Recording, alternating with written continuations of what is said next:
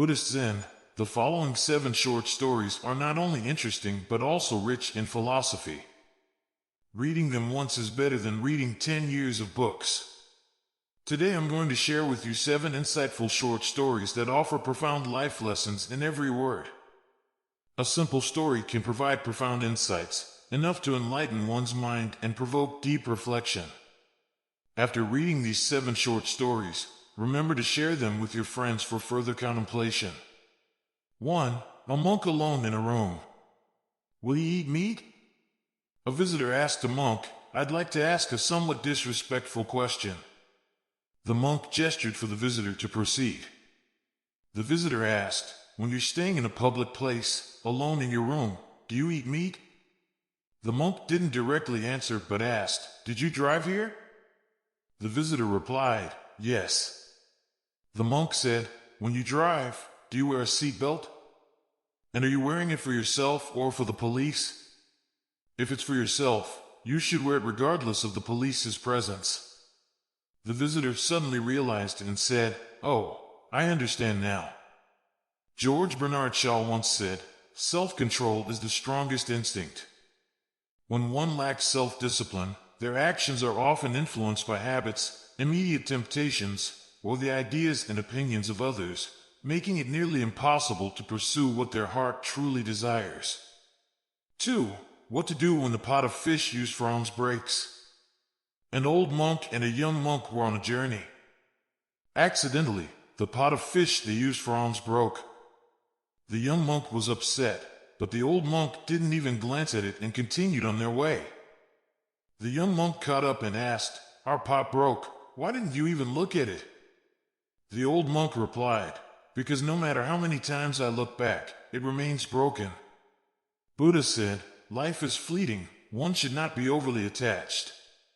Perhaps some things are so important that they are hard to let go of, allowing one to focus solely on them. However, excessive attachment can lead to a deadlock and despair. In reality, there's nothing insurmountable or impossible to let go of, it all depends on one's willingness. Excessive attachment only leads to increasing exhaustion, obscuring one's vision of life and losing sight of the true path. Let what is past, pass. There's a long future awaiting. 3. Buying a car for 500 yuan. A Buddhist friend complained about his efforts not bearing fruit despite chanting and doing good deeds. The monk said, "How about I send you 500 yuan? The friend hesitated, saying, "Master, I can't accept your money." The monk replied, "I'm asking you to help me with something." The friend eagerly asked, "Master, what do you need?" The monk said, "I want you to buy a car for me." The friend exclaimed, "Master, how can 500 yuan buy a car?" The monk chuckled, "Exactly, 500 yuan can't buy a car." In life, many people have this mentality. They expect immediate returns for minimal effort. This is an immature mindset. Effort is just one of the conditions for success. Rome wasn't built in a day. 4. Who gives you an umbrella when it rains? A person sheltering from the rain under an eave saw a monk walking by with an umbrella. The person asked for a reading of their fortune. The monk replied, "I'm in the rain, and you're under shelter without rain. There's no need for me to read your fortune."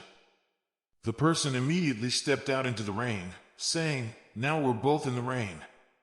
Can you read my fortune?" The monk replied, "I'm in the rain, you're in the rain. I have an umbrella, you don't. So, it's not me who saves myself, it's the umbrella. Therefore, don't look for me, find yourself an umbrella." In life, everyone encounters difficulties. Many always hope for guidance and help from others, which is fortunate, but before the arrival of such help, the only one who can assist you is yourself. You must rely on your own courage, wisdom, and confidence, letting go of the mindset of relying on luck and living each day diligently to truly own your life and control your destiny.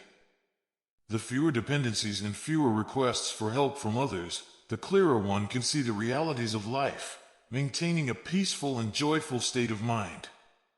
5. If everyone became a monk. A female teacher interested in Buddhism asked a monk, "If everyone became a monk like you, would humanity continue?"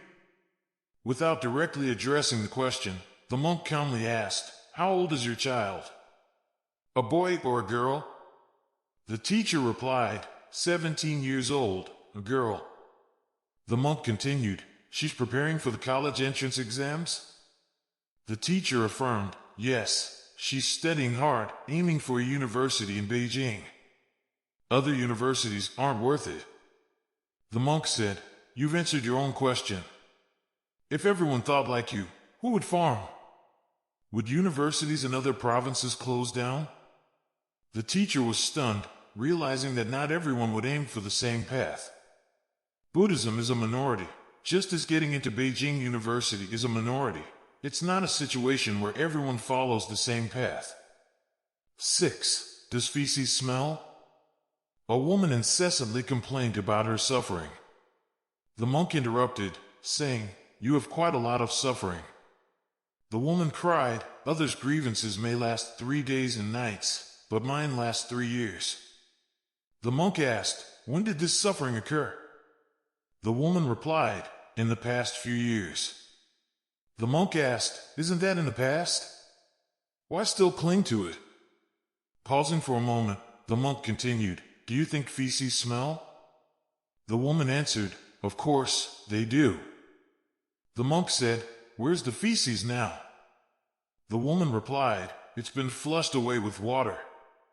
The monk asked, "Then why don't you wrap it up and carry it with you, showing it to others, saying, 'This is what I've been through'?" The woman felt disgusted and said, "That's gross." The monk agreed, "Exactly, suffering is the same. It's in the past. Recalling and complaining about it is like displaying feces to others, disgustingly affecting oneself and others. Do you understand? As Buddha said, life entails various sufferings, and attachment is the most agonizing. Sometimes, all sources of suffering stem from our inability to let go. If we can let go, all sufferings are alleviated. Remember, the more we complain, the more we suffer, the more we resent, the more we're resented. 7. Why get angry? An elderly woman often got angry over trivial matters. One day, she went to seek advice from a senior monk. After listening to her complaints, the monk led her to a meditation room and locked the door. The woman angrily cursed for a long time, but the monk paid no attention. Eventually, she started pleading, and still, the monk remained silent. Finally, she fell silent herself. The monk stepped outside and asked, "Are you still angry?" The woman replied, "I'm only angry with myself. Why did I come to this place and endure this suffering? How can I have a calm mind when I can't even forgive myself?" The monk left without a word. After a while, he returned and asked, "Are you still angry?" The woman answered, "No, it's not worth it."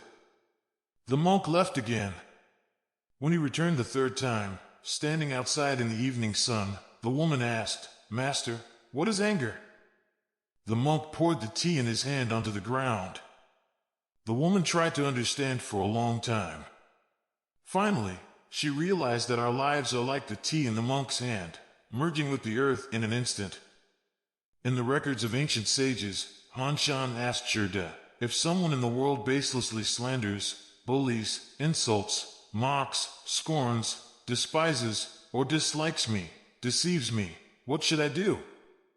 Shurda replied, "You might as well endure him, concede to him, avoid him, be patient with him, respect him, and not care about him. In a few years, you'll see.